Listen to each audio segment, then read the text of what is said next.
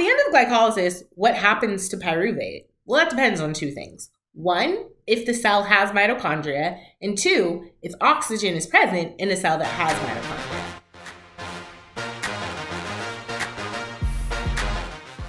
If the answer to either one of those questions is no, the cell is going to prioritize making more ATP, and the only way it can make ATP is through glycolysis. What was the other molecule besides ATP that was needed for glycolysis?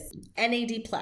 So the purpose of lactic acid fermentation is to regenerate NAD+ to go back to glycolysis for more ATP to continue to be made. Every time glycolysis occurs, only 2 ATP are made as a result. This is not a very efficient process, so the cell's gonna want to do something else so it can increase the amount of ATP that it's making for all of the investments that it's putting in. There are a lot of molecules that the cell is going to need to accumulate in order for all of that ATP to be made. To do that, it enters something called the citric acid cycle. This pyruvate is being converted into acetyl-CoA. That acetyl-CoA goes into the matrix of the mitochondria, because the cell had to have a mitochondria for this to occur in the first place, binds with oxaloacetate, and enters the citric acid cycle as citrate. To learn more about the citric acid cycle, check out the link in the description below.